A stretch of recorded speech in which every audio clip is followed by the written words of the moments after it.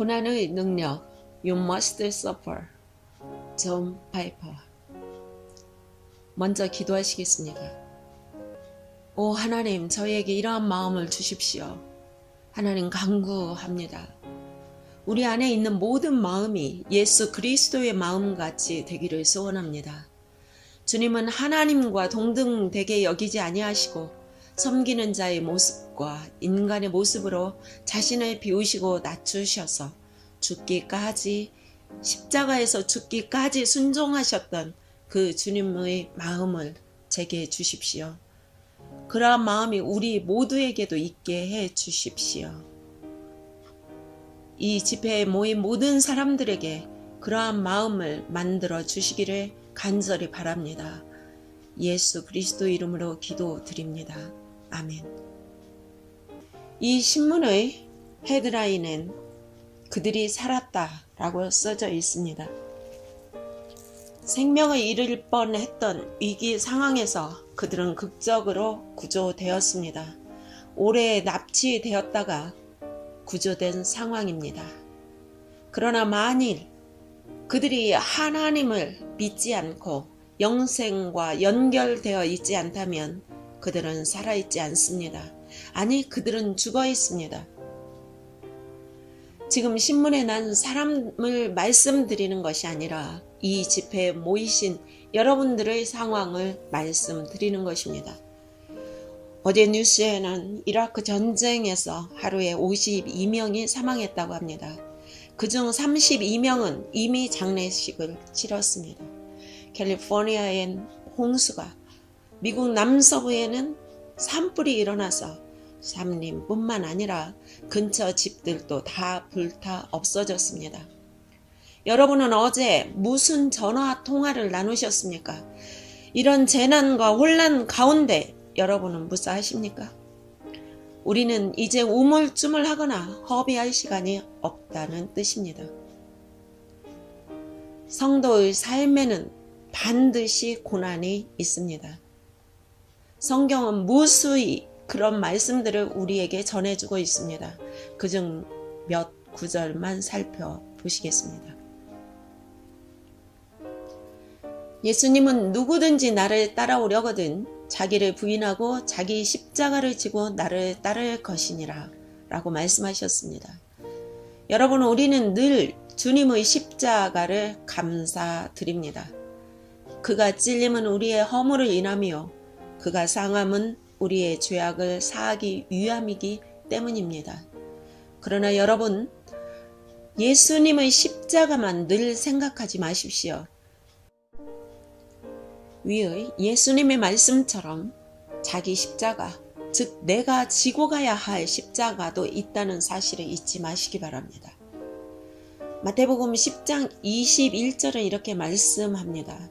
장차 형제가 형제를 죽는 데 넘겨주고 아버지가 자식을 죽는 데에 내주며 자식들이 부모를 대적하여 죽게 하리라. 또 너희가 내 이름으로 말미암아 모든 사람에게 미움을 받을 것이나 끝까지 견디는 자는 구원을 얻으리라. 요한복음 16장 1절입니다. 때가 오리니 너희를 죽이는 사람마다 자신이 하는 일이 하나님을 섬기는 일이라고 여길 때가 올 것이다. 일부 과격한 무슬림 신도들이 크리스찬을 죽일 때 그렇게 믿고 있을 것입니다. 물론 매 시대마다 교회 안에서도 이러한 일이 일어날 수 있습니다. 크리스찬의 삶에는 고난이 따른다는 것입니다. 그러나 고난에는 또한 영광이 뒤따릅니다. 로마서 8장 16절입니다. 성령이 친히 우리의 영과 더불어 우리가 하나님의 자녀인 것을 증언하시나니 자녀이면 또한 상속자 곧 하나님의 상속자요 그리스도와 함께 한 상속자니 우리가 그와 함께 영광을 얻기 위하여 고난도 함께 받아야 할 것이니라. 생각하거늘 현재의 고난은 장차 우리에게 나타날 영광과 비교할 수 없도다. 여러분, 이런 말씀 말고도 성경은 성도가 당하는 고난에 대하여 무수히 증거하고 있습니다.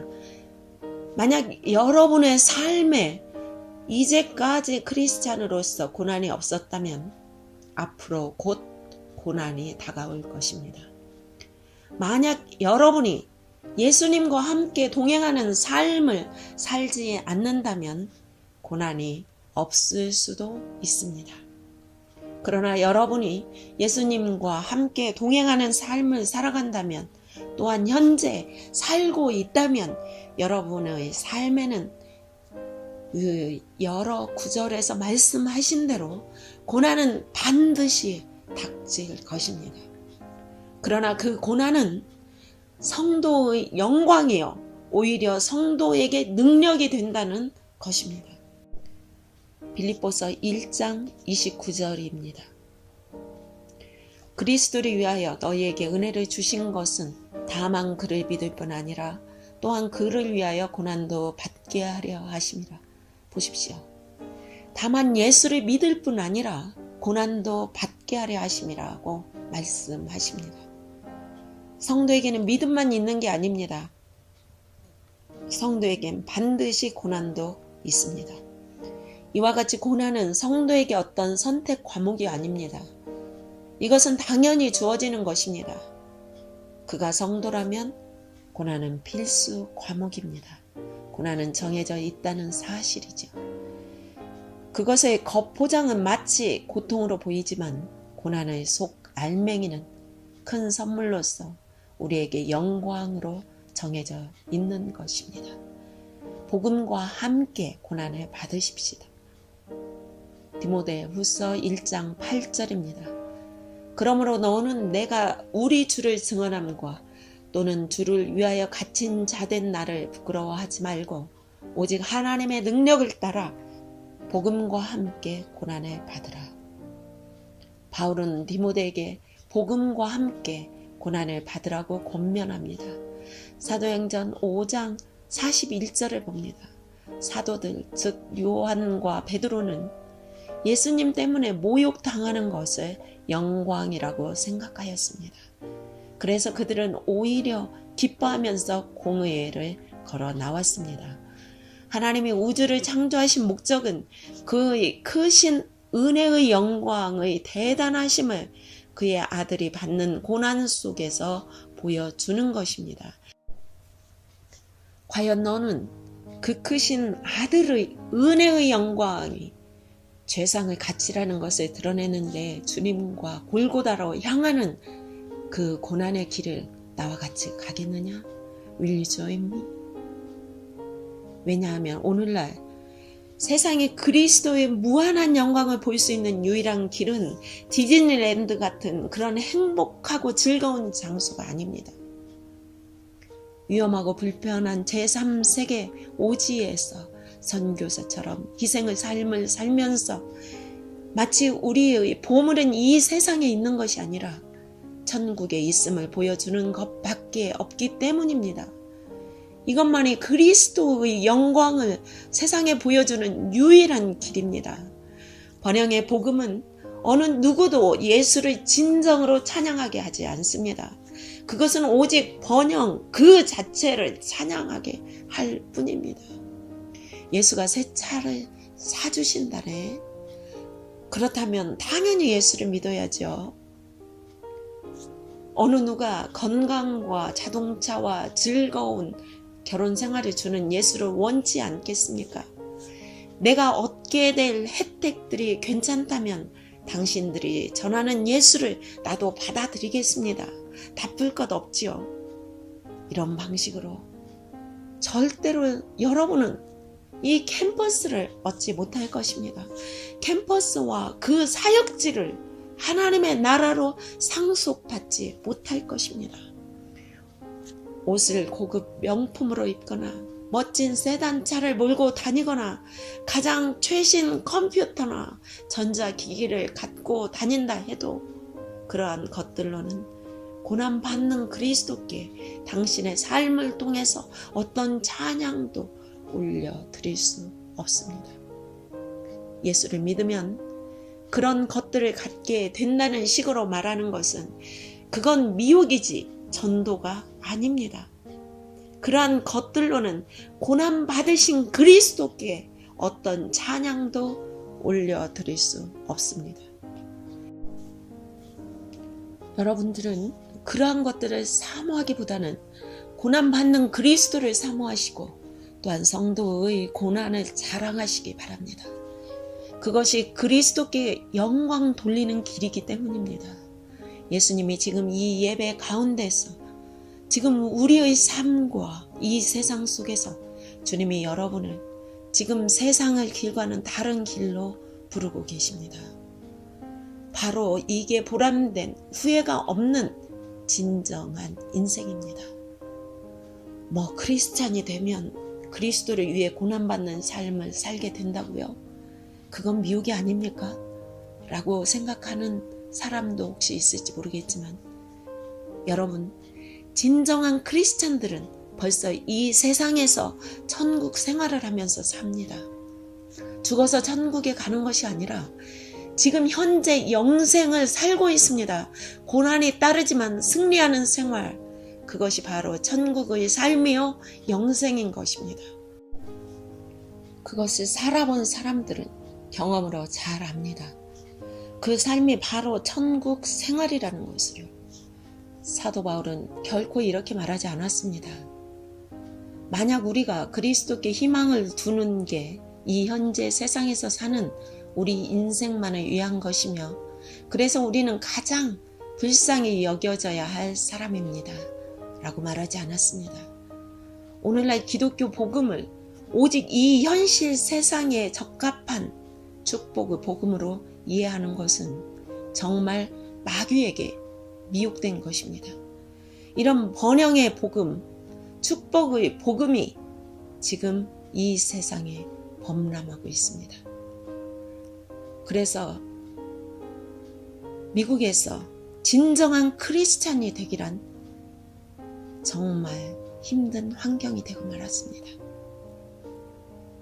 어쩌면 이 세상에서 진정한 크리스찬이 되기가 미국이 가장 어려운 나라가 아닌가 하는 생각이 들 때도 있습니다.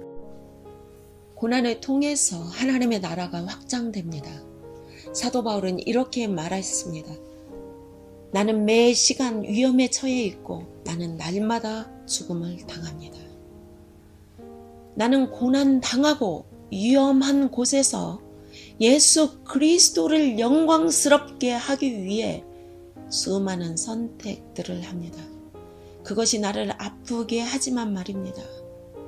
만약 이것이 정녕 그리스도를 영광스럽게 하고 나를 영광스럽게 할 고난이 아니었다면 나는 이것을 선택하지도 않았을 것입니다. 예수를 섬기면서 내려놓는 다른 모든 것보다 1000배나 더 가치가 있는 죽음에서부터 부활함의 소망을 만약 내가 믿지 않았다면 나는 이 고난의 길을 결코 가지 않았을 것입니다. 그리스도는 전 세계 수억만의 사람들을 위해 죽었습니다. 지금 이 자리에 모인 여러분들도 미 전도 종족을 포함해서 온 세상 사람들, 그들 모두의 죄값은 갚아졌습니다. 그러나 그들은 그 사실을 아직 알지 못합니다.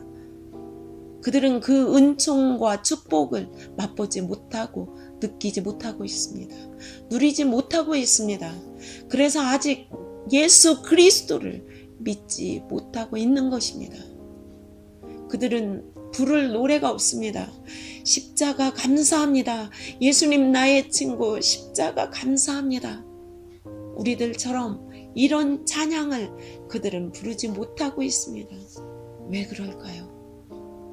아직 수천만의 남은 미 전도 종족 사람들과 그 속에 포함된 수억의 사람들은 지금 이 집회에 모이신 여러분들부터 또한 저로부터 어떤 전도의 메시지도 들어보지 못하고 있습니다.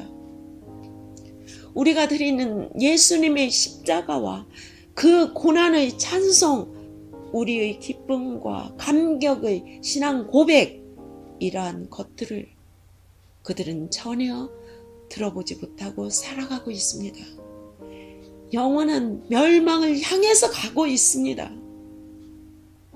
그들과 우리 사이는 지금 서로 연결이 되어 있지 않고 떨어져 있으며 설령 우리 가운데 일부가 그들에게 복음을 전하고 있다 하더라도 그 복음에 뭔가 빠져 있을 수 있습니다.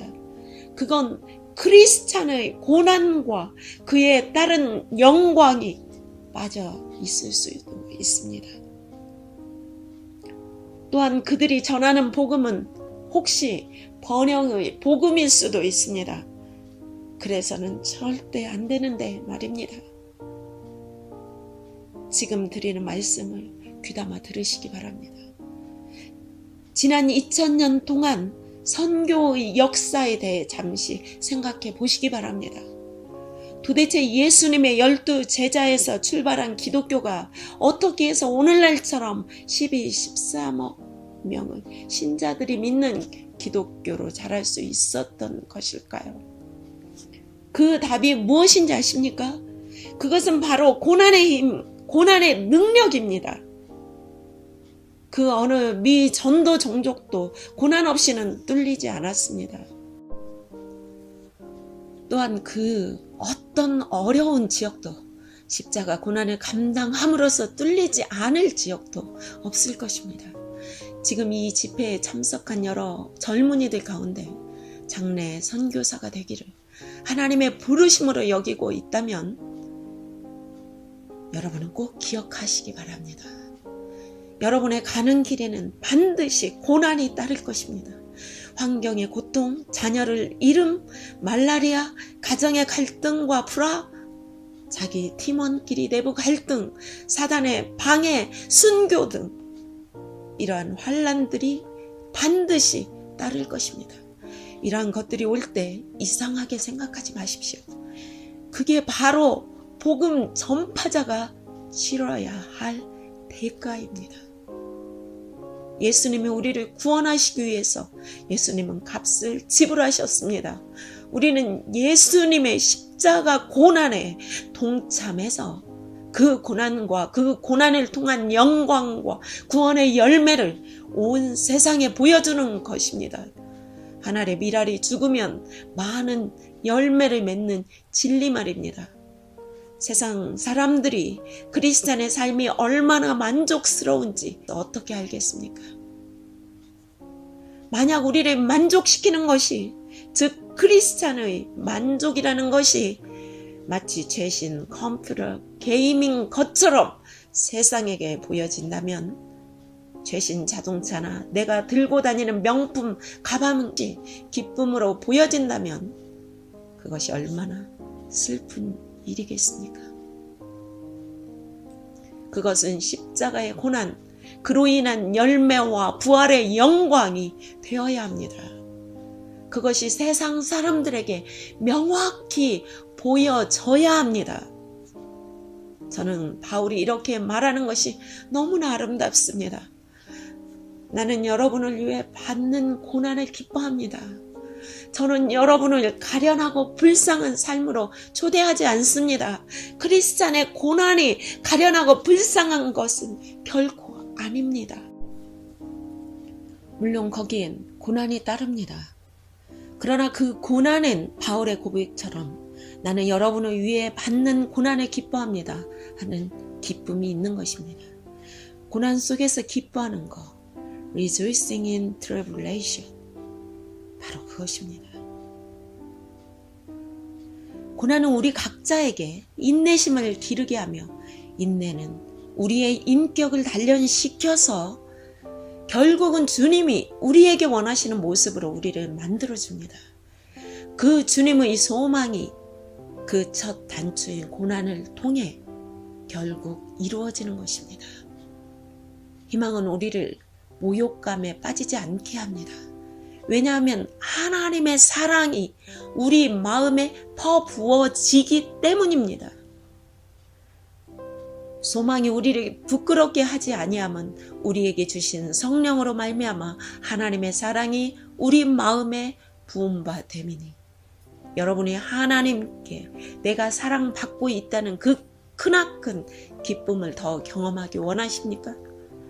그렇다면 다른 사람들을 위하여 자기 자신의 삶을 내어 드리시기 바랍니다.